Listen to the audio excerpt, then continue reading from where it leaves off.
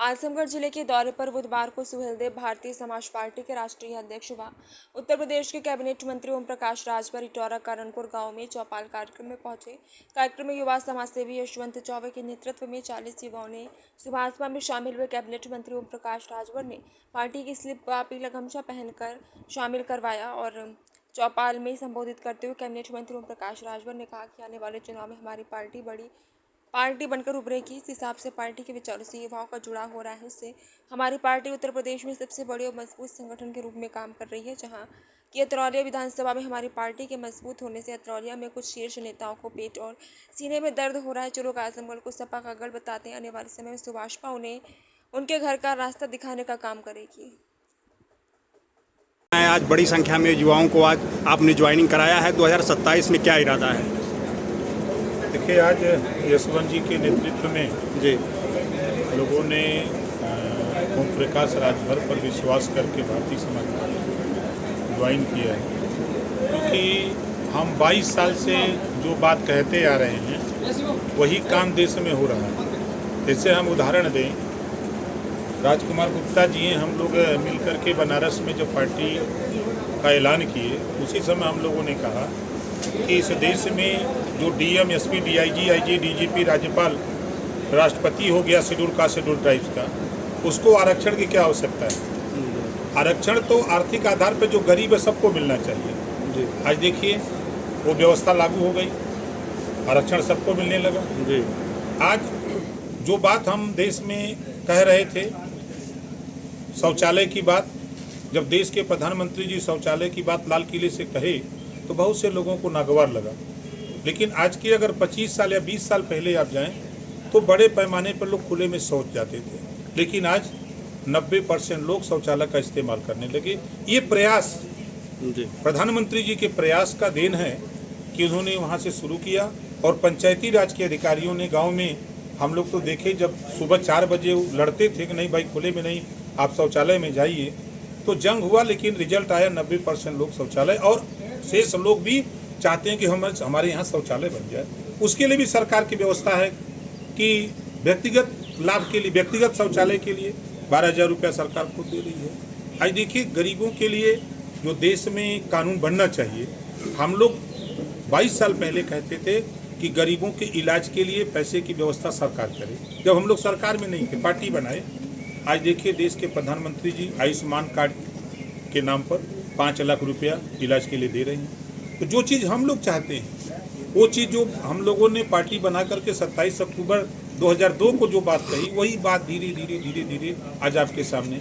आपने देखा इसी आजमगढ़ में हो या पूर्वांचल के करीब 30 जिले में हम लोगों ने महिलाओं को राजनीति में आरक्षण को लेकर के हम लोग मांग करते रहे, आंदोलन करते रहे।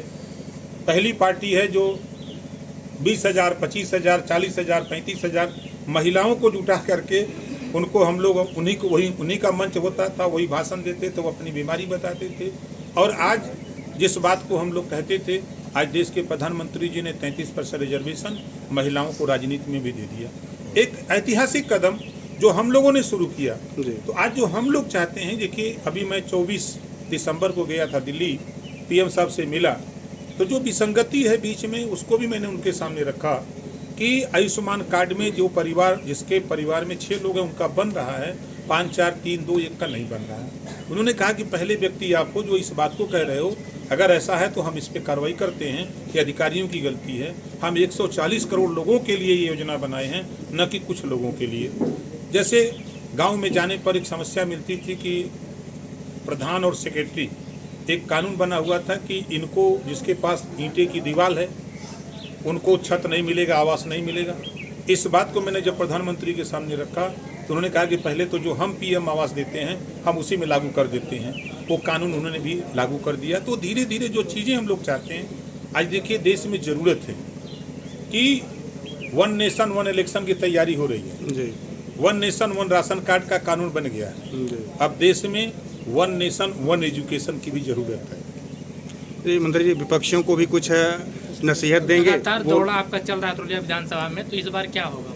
देखिए भैया, हियाँ का एक बीमारी बड़ी खतरनाक रही, वो बीमारी किलोमीटर सड़क। 3 दिन हम ही को घेर लिए, क्योंकि भैया वोट तो हमको दिया नहीं लेकिन मैं आपसे वादा तो नहीं करता, क्योंकि किसी शायर ने लिखा है कि बर्तन वही खनकते हैं जो अक्सर फूटे होते हैं, वादा वही करते हैं जो अक्सर झूठे होते हैं। तो हम वादा तो नहीं कर सकते, लेकिन कोशिश करेंगे। और मुझे कहते हुए खुशी है कि मुख्यमंत्री से लेके पीडब्ल्यूडी मंत्री से लेकर के प्रमुख सचिव पीडब्ल्यूडी से लेकर के अभी आज हमारी बात हुई है, कल पैसा रिलीज होने जा रहा है।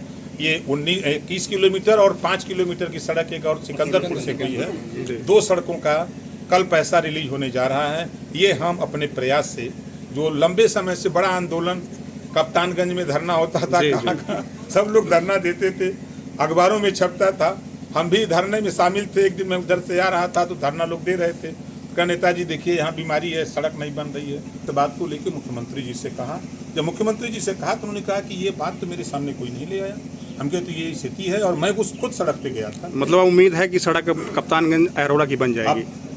देखिए मैं फिर कह रहा हूँ जी कि मैंने कोशिश की है, कल पैसा अलाट हो जाएगा जी।